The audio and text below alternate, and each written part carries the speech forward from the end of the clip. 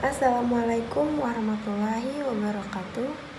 Selamat siang, salam sejahtera bagi kita semua. Yang saya hormati Bapak Dr. Haji Iskandar Zulkarnain MSI dan Ibu Juhairiyah SPD MPD selaku dosen pembimbing pada mata kuliah perkembangan peserta didik. Dan yang saya banggakan teman-teman seperjuangan. Puji syukur marilah kita panjatkan kepada Allah Subhanahu wa taala dan selawat serta salam semoga tetap tercurahkan kepada Nabi besar Muhammad SAW. Alhamdulillah pada siang hari ini kita akan melanjutkan perkuliahan kita yaitu penyampaian makalah dari kelompok 11. Adapun topik yang akan kita diskusikan pada diskusi kali ini yaitu tentang perkembangan keterampilan kognitif. Saya Nurikma selaku moderator akan membimbing jalannya diskusi kali ini. Sebelumnya saya akan memperkenalkan anggota kelompok 11 yang beranggotakan 5 orang. Yang pertama ada Albisa dengan NIM 2110118120018 sebagai penyaji materi yang pertama. Yang kedua ada Anisatur Rahmah dengan NIM 21118220012 sebagai penyaji materi yang kedua. Dan yang ketiga ada Daryl David Way dengan NIM 2110118110015 sebagai penyaji materi yang keempat. Dan ada Hermina M. Sarapil dengan NIM 2110118720001 sebagai penyaji materi yang ketiga. Dan saya sendiri Nurikmah dengan NIM 2110118220022 sebagai moderator. Apa saja yang akan kita bahas pada materi kali ini?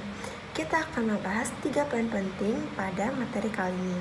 Yang pertama yaitu ada tentang pengertian metakognitif, komponen metakognitif, dan perkembangannya. Yang kedua ada pengertian jenis-jenis dan perkembangan dari strategi kognitif. Dan yang terakhir ada implikasi perkembangan keterampilan kognitif dalam pendidikan.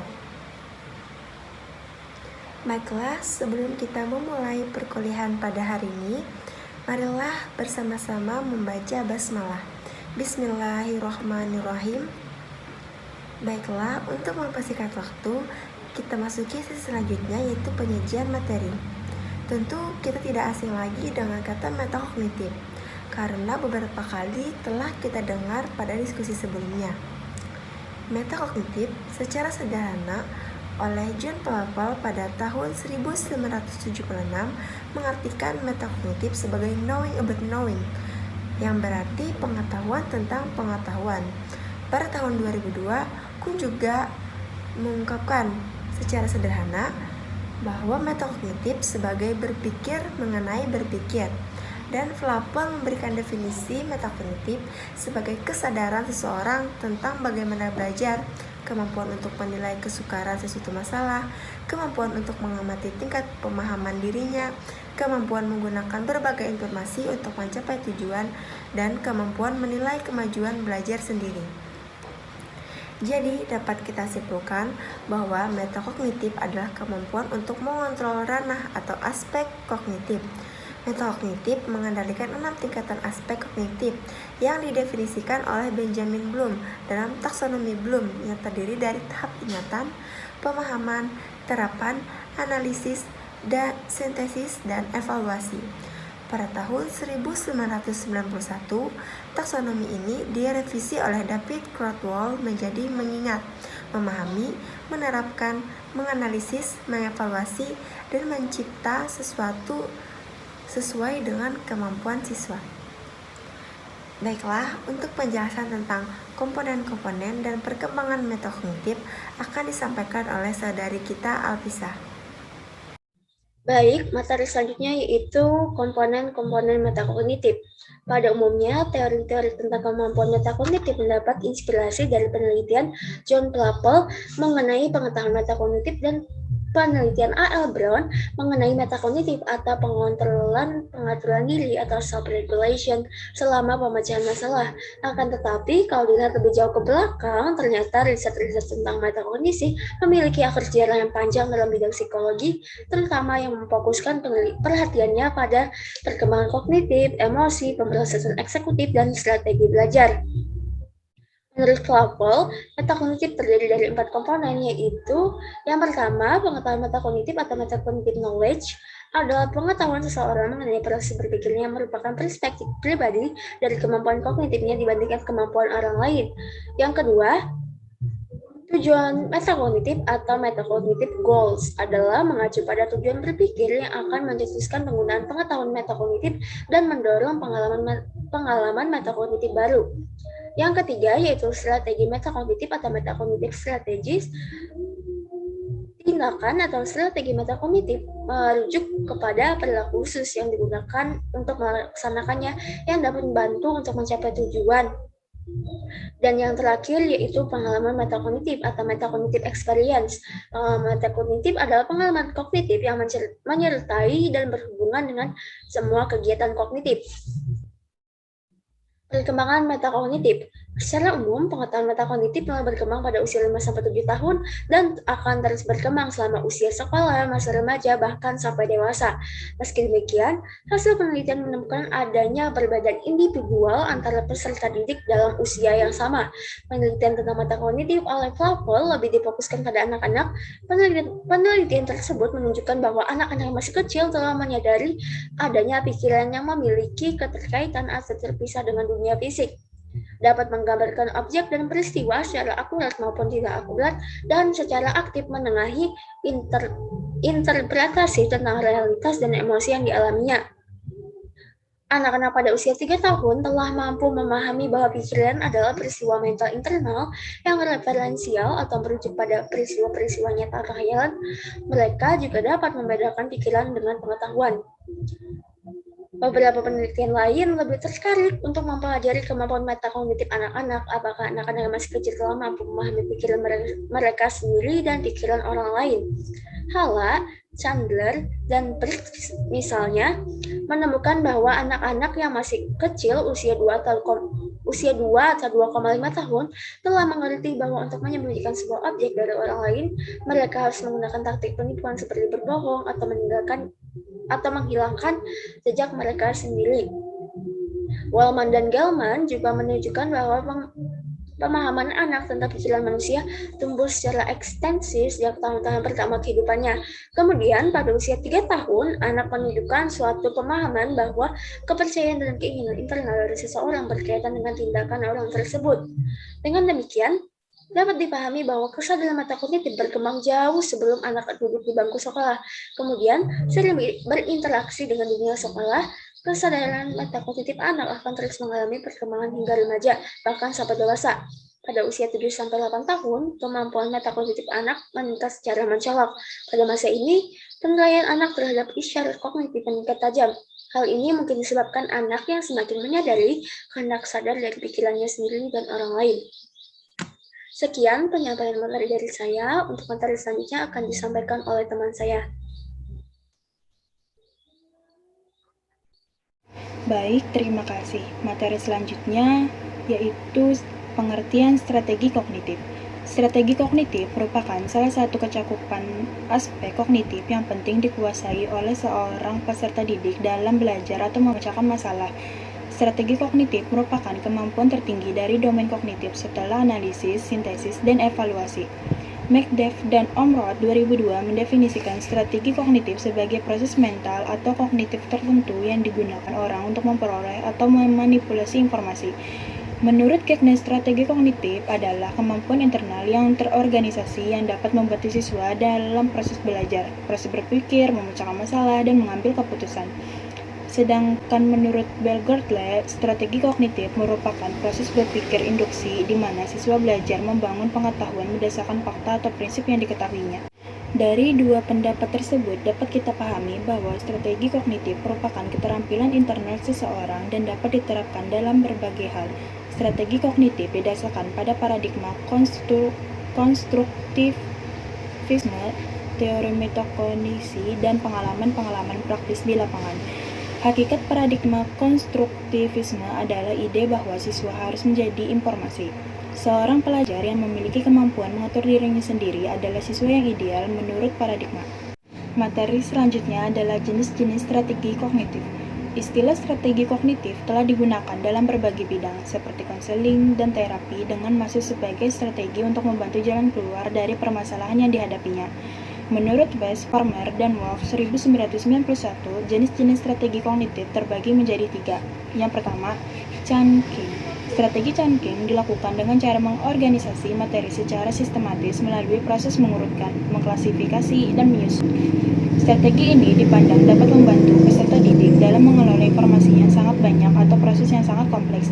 Dengan chunking, peserta didik dapat memilih suatu materi pembelajaran atau suatu masalah menjadi bagian-bagian tersebut secara berurutan. 2. Spatial. Strategi spatial merupakan strategi yang menunjukkan hubungan antara satu hal dengan hal lain. Strategi ini meliputi strategi pembingkaian dan pemetaan kognitif. 3. Multipurpose.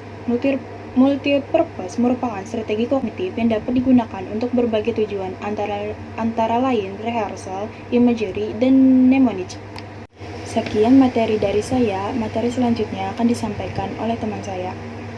Baik, terima kasih untuk kesempatannya. Saya akan menjelaskan tentang perkembangan strategi kognitif dan implikasi perkembangan keterampilan kognitif dalam pendidikan.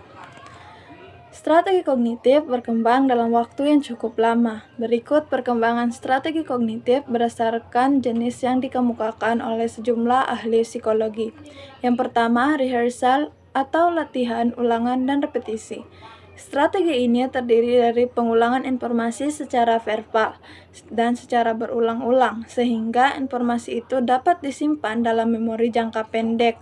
Akan tetapi membutuhkan waktu yang cukup lama untuk memproses informasi tersebut. Yang kedua, organization atau organisasi. Strategi ini meningkatkan kebermaknaan bahan-bahan pembelajaran baru dengan menerapkan struktur pengorganisasian baru pada ide-ide sederhana dan kompleks. Yang umum digunakan adalah mnemonics, outlining, dan peta konsep. Yang ketiga, elaboration atau elaborasi. Strategi ini membantu dalam proses pengembangan makna informasi baru dengan penambahan rincian dan penemuan hubungan-hubungan. Strategi ini menggunakan skemata yang telah ada di otak untuk membuat informasi baru yang mudah diingat dan dipelajari, seperti pembuatan catatan, penggunaan analogi, dan metode PQ4R, yaitu preview atau membaca selintas dengan cepat, question atau bertanya, read atau membaca, reflect atau refleksi, recite atau tanya jawab sendiri, dan review atau mengulang secara menyeluruh. Berikutnya, implikasi perkembangan keterampilan kognitif dalam pendidikan. Teori yang telah dipaparkan oleh Piaget dan Vygotsky memiliki implikasi terhadap pendidikan. Implikasi tersebut adalah: yang pertama, implikasi teori Piaget dalam pembelajaran berkaitan dengan belajar. Piaget telah mengatakan bahwa beliau memiliki dua pengertian belajar, yaitu dalam arti sempit dan dalam arti luas. Beliau pun berpikiran bahwa belajar selalu mengandung pembentukan dan pemahaman, antara lain: A. Tekanan terhadap murid, B. Metode belajar, C. Peranan guru, dan D. Metode kelas. Sekian dari saya. Selanjutnya akan disampaikan oleh teman saya. Terima kasih. Baik, terima kasih. Akan saya lanjutkan mengenai implikasi teori Vygotsky dalam pembelajaran, yaitu menurut Vygotsky melibatkan kesadaran siswa-siswa dalam proses perkembangan mereka dan dalam mengambil keuntungan dari kesiapan mereka merupakan suatu hal yang penting dalam mengajar pada zona perkembangan proksimal. Para siswa membutuhkan banyak kesempatan untuk belajar dengan guru dan teman sebaya yang lebih terampil, merupakan implikasi utama dari teori Vygotsky dalam pembelajaran. Teori Piaget diaplikasikan ke dalam proses pembelajaran, sedangkan teori Vygotsky lebih menekankan pada penggunaan zona perkembangan proksimal murid dalam pengajaran.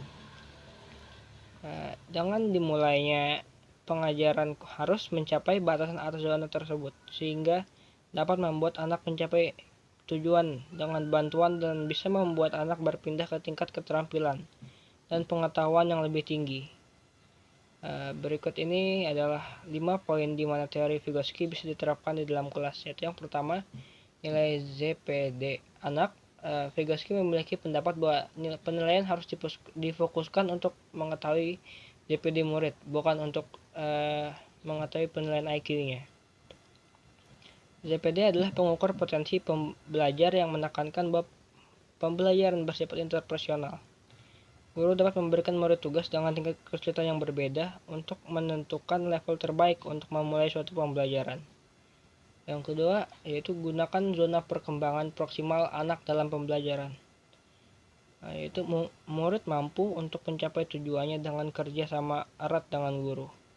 Latihan dan petunjuk yang terus-menerus dari guru akan membuat murid dapat menggunakan dan menguasai urutan tindakan yang diperlukan untuk melakukan suatu keahlian yang diinginkan.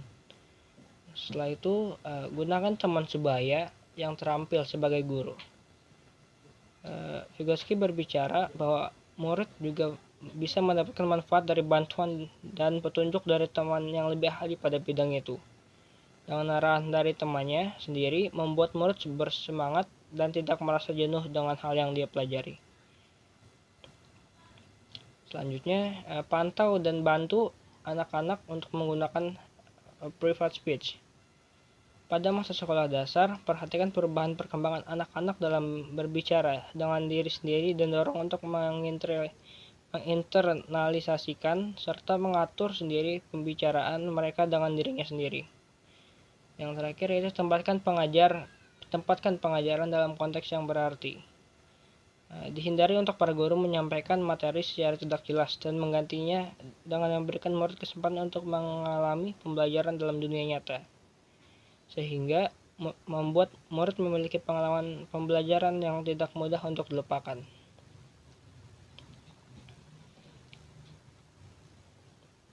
Baik, selanjutnya, implikasi perkembangan keterampilan kognitif terhadap pendidikan dalam proses pembelajaran sangatlah penting.